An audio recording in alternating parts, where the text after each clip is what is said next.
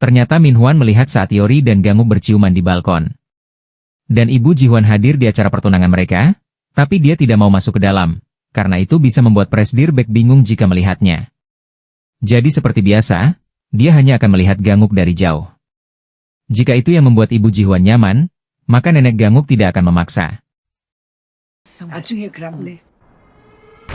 Akhirnya acara pertunangan Yori dan Ganguk dimulai, dengan hati-hati Ganguk memasukkan cincin ke jari Yori. Dan pertunangan itu berjalan dengan lancar.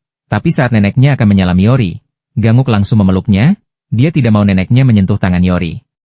Saat sedang melihat mereka dari jauh, Min Hwan menelepon ibunya, tapi ibunya tidak memberitahu bahwa dia ada di acara pertunangan itu. Min Hwan bingung kenapa ibunya berbohong, sebenarnya apa yang dia tutupi. Setelah resmi bertunangan, mereka menikmati malam dengan jalan-jalan di jembatan yang memantulkan sinar bulan. Mereka ingat saat dulu Ganguk memegang tangan Yori. Itu adalah saat bulan bersinar terang. Yori merasa Ganguk pasti kesulitan saat melihat hantu selama sebulan penuh, tapi Ganguk merasa itu tidak sulit, karena Yori membantunya dan selalu ada di sampingnya. Ganguk justru berterima kasih kepada hantu-hantu itu, karena itu bisa mendekatkan Yori kepada Ganguk. Yori sangat senang karena dapat berjalan-jalan dengan pria yang dia sukai, dan sangat disayangkan mereka tidak bisa bergandengan tangan. Yori pikir, suatu hari nanti mereka akan dapat bergandengan tangan. Dan mereka sudah berjanji untuk menemukan solusinya bersama, walaupun itu harus menunggu ingatan Yori kembali. Ganguk akan menunggu hari itu, dan mereka akan melakukan pelan-pelan saja karena Ganguk akan selalu bersama Yori. Min Hwan menyuruh sekretarisnya untuk menghubungi Direktur Gong, agar Direktur Oh Gye-hee bisa bersiap. Oh Gye-hee sangat senang saat Direktur Gong menelepon dan ada di pihaknya. Jika Direktur Gong memihak mereka, maka para direktur lainnya juga melakukan hal yang sama. Dan mereka akan menyerang saat yang paling tidak diduga oleh musuh. Kemudian Oh Gye-hee akan mengadakan rapat luar biasa pemegang saham dengan agenda pemecatan Yori. Yori meminta maaf ke neneknya karena Oh Gye-hee menyerang sehari setelah upacara pertunangan. Mereka tidak dalam kondisi baik, karena yang loyal kepada presidir pendahulu akan memihak Oh Gye-hee, dan mereka tertinggal 3%. Jika menggunakan informasi dana gelap karya seni, Yori merasa itu sulit, karena buktinya masih tidak langsung. Mereka tidak punya pengakuan siapapun, atau barang buktinya. Jika gegabah mengumumkannya di saat segenting itu, harga saham mereka tidak akan terkendali. Tapi Yori akan meminta investigasi di saat yang tepat, dia akan menghubungi pemegang saham sebanyak mungkin. Min Hwan mengundang Hari untuk minum bersama. Hari kaget karena Min Hwan meminta ditemani, padahal sebelumnya dia selalu menolak Hari. Min Hwan meminta maaf karena banyak yang harus dia bereskan, termasuk Yori. Hari penasaran, jika dia menggantikan Yori sebagai dirut Reina, apakah Min Hwan mau berkencan dengannya? Yori akan kehilangan posisinya setelah rapat pemegang saham, tapi Min Hwan merasa itu tidak akan mudah. Min Hwan pikir, dia tidak akan menyerah begitu saja. Yori selalu membuatnya nyaman, karena itulah Min Hwan menyukainya. Karena Yori sangat sibuk, Ganguk menyusulnya di kantor, dan Yori kaget saat melihat Ganguk ada di belakangnya. Ganguk bingung karena dia tidak bisa menghubungi Yori padahal mereka baru saja bertunangan. Dia penasaran apakah dia membuat kesalahan. Yori meminta maaf karena tidak menelepon Ganguk, dia terlalu sibuk karena rapat luar biasa pemegang saham akan segera diadakan, dan agendanya adalah pemecatannya. Yori berusaha sebaik mungkin untuk membujuk pemegang saham, tapi situasinya tidak bagus, jadi Yori harus lembur di kantor. Mengetahui itu, Ganguk pun akan menemani Yori. Ganguk meminta Yori untuk melepas sarung tangannya saat bersamanya, karena Ganguk akan berhati-hati. Yori mencari daftar pemegang saham besar, salah satunya adalah CKO Konstruksi, di mana menantunya mendapatkan saham setelah ayah mertuanya bercerai, dia adalah Han Sein. Jadi Yori mengumpulkan informasi, bagaimana cara menarik dukungannya. Yori sangat mengantuk dan Ganguk melihatnya, dia kemudian menyandarkan kepala Yori ke bahunya. Dan Yori tersadar, mereka sangat dekat dan Ganguk berniat menciumnya. Tapi tiba-tiba Pak Bong masuk dan mengagetkan mereka. Pak Bong memberitahu bahwa dia tidak melihat apapun. Dan kemudian dia memberitahu bahwa Han Sein sekarang tinggal di Singapura. Dia mendapat informasi bahwa Han Sein adalah penata artistik. Namanya juga tercantum pada daftar peserta konferensi investasi hotel di Singapura. Mengetahui itu, Yori meminta Pak Bong untuk menyambungkan dia begitu Pak Bong tersambung kepada Sein.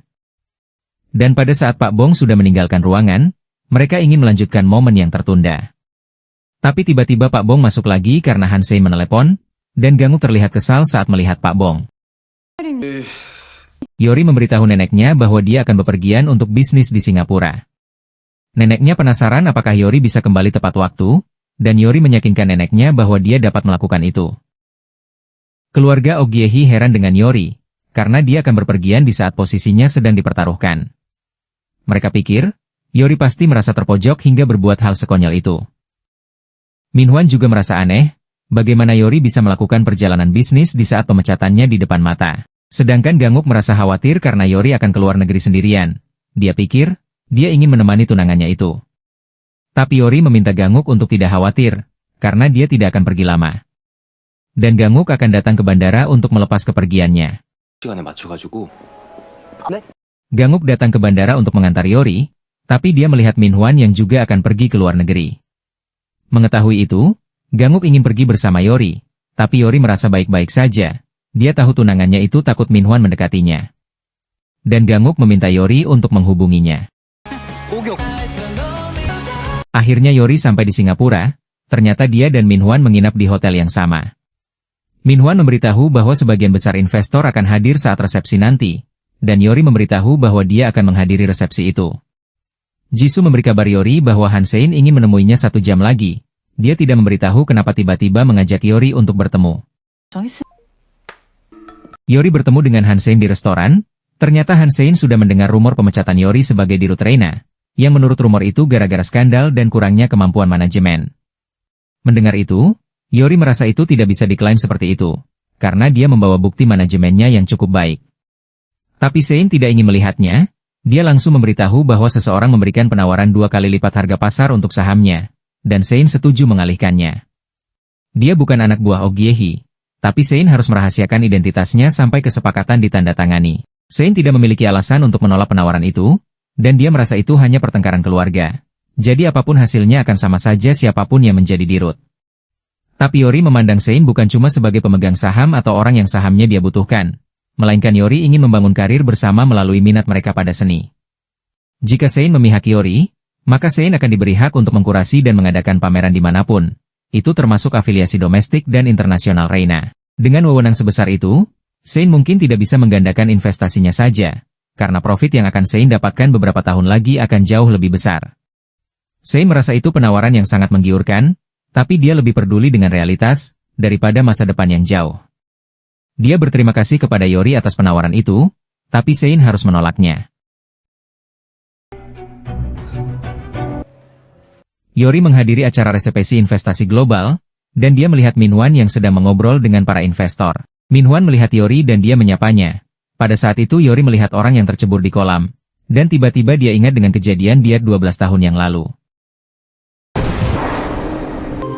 Saat itu Ji-hwan membahas tentang kalungnya yang bisa menghindarkan dari hantu. Yori heran karena Ji-hwan menyukai benda mistis seperti itu. Tapi Ji-hwan memberitahu bahwa itu adalah benda peninggalan dari neneknya, dan dia pikir Yori lebih pantas memakai kalung itu. Ji-hwan memiliki firasat bahwa itu akan lebih cocok untuk Yori. Itu lebih indah saat dikenakan oleh orang yang cantik. Yori khawatir sesuatu terjadi pada Ji-hwan jika dia melepas kalungnya, tapi Ji-hwan merasa itu adalah takdir. Dan jika sesuatu terjadi, maka Yori harus hidup dan Ji-hwan saja yang mati. Tiba-tiba kapal bergoyang dan Ji-hwan akan mengambilkan tisu untuk Yori. Tapi Yori melihat Ji-hwan dan Minhwan seperti adu mulut, dan saat kapal bergoyang lagi, Ji-hwan terjatuh ke laut.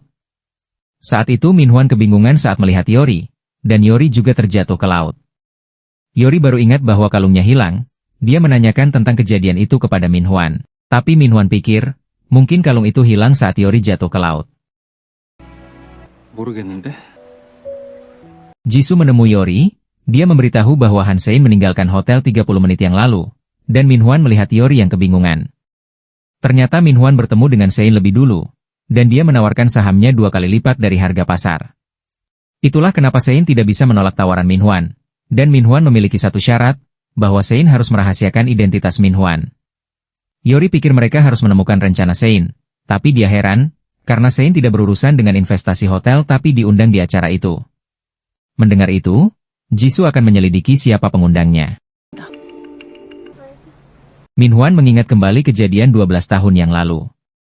Saat Ji-hwan mencari tisu, dia justru melihat cincin di tas Min-hwan, dan dia kaget saat melihat foto Yori di dompetnya.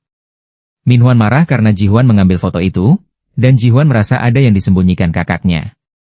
Ji-hwan ingin Min-hwan memberi penjelasan karena dia seperti dibohongi, bahwa Ji-hwan sudah memberitahu bahwa dia akan mengajak Yori berkencan. Tapi Min-hwan justru mengatakan bahwa memberinya cincin itu berlebihan. Jadi Ji-hwan pikir Min-hwan mengatakan itu karena punya niat tersembunyi. Tapi Min-hwan merasa tidak perlu menjelaskan perasaannya, dan dia tidak mau bertengkar. Dan saat kapal menabrak karang, Ji-hwan terjatuh ke laut, dan Min-hwan tidak melakukan apapun. Yori masih mencari cara untuk bertemu dengan Sein, dia melihat-lihat media sosialnya. Kemudian Yori menelepon Ganguk untuk meminta bantuan. Kondisi Yori tidak bagus karena Sein menolaknya dan mengabaikannya. Dia pergi tanpa jejak. Karena itulah Yori minta bantuan Ganguk untuk menemukan Sein. Tim Yori memang mencarinya. Tapi waktu mereka sempit, dan Ganguk pikir, dia mengenal pria yang ahli menemukan orang. Ternyata pria yang dimaksud Ganguk adalah rekan kerjanya sendiri, San Hyung-min. Ganguk bahkan menyiapkan Susi agar Hyung-min semangat melakukan tugas itu. Dan walaupun sangat malas, Hyung-min pun bersedia membantu saat melihat beraneka macam sushi. Hyung-min mencari informasi dan Ganguk menyuapinya dengan sushi. Foto-fotonya di medsos menunjukkan tempat pameran, dan karya seni yang Sein tangani. Tapi menurut Hyung-min, Sein punya akun pribadi, selain akun resmi. Ilegal jika melihat transaksi kartu kredit orang lain, jadi dia hanya menemukannya lewat media sosial. Tapi itu sangat terbatas. Kemudian Hyung-min melihat satu foto yang terus muncul di feed-nya. Sepertinya Sein mengunggahnya dimanapun yang dia ingat. Pildong penasaran di mana Ganguk saat ini, karena dia belum berangkat ke kantor. Kemudian Pana masuk dan memberitahu Pildong bahwa Ganguk mengajukan cuti selama 3 hari. Pildong sangat kesal karena Ganguk tidak memberitahukan itu dan pergi begitu saja. Tapi dia penasaran Ganguk pergi kemana, dan Hyung-min memberitahu bahwa Ganguk pergi ke Singapura. Mendengar itu Pildong menjadi kesal, karena dia baru tahu hal itu. Jisoo memberitahu Yori bahwa Han Sein diundang oleh investor perorangan, dia adalah Danny Tan. Jisoo sudah mengatur pertemuan, dan dia ingin menemui Yori di akuarium jam 3 sore. Ibu Ji-hwan dan nenek Ganguk bertemu. Mereka membahas tentang Ganguk. Nyonya Pang memberitahu bahwa kondisi Ganguk baik, dan dia sibuk bekerja. Ibu Ji-hwan meminta Nyonya Pang untuk mempertemukannya dengan Ganguk. Dia bisa dikenalkan sebagai teman dekat neneknya. Nyonya Pang pun akan mengatur waktu untuk pertemuan itu. Sebenarnya Ibu Ji-hwan sangat mengenal Yori karena Ji-hwan dan Yori berteman sejak kecil. Mereka bersekolah di sekolah yang sama. Mendengar itu Nyonya Pang curiga jika mereka seumuran, dan Ibu Ji-hwan membenarkan hal itu berarti Yori lahir di tahun monyet.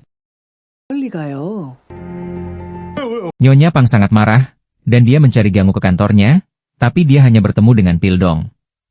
Dia bertanya tentang salju yang Ganguk tulis, dan Pildong memberitahu bahwa itu adalah salju milik istrinya. Pildong ingin memberi penjelasan kenapa Ganguk berbohong, tapi neneknya sudah sangat marah, dan dia ingin tahu di mana Ganguk saat ini. Danny Tan sudah berada di akuarium, tapi dia mendapat telepon dan meninggalkan akuarium. Ternyata dia melakukan rapat bersama Min-hwan. Mereka sepertinya cukup akrab. Sementara itu Yori sendirian menunggu Danny Tan di akuarium. Dan Yori sangat kecewa saat mendengar kabar Danny Tan membatalkan pertemuan itu. Yori berniat untuk pulang, tiba-tiba Ganguk datang dan menarik tangannya. Dia juga memakai sarung tangan, jadi dia aman saat memegang tangan Yori.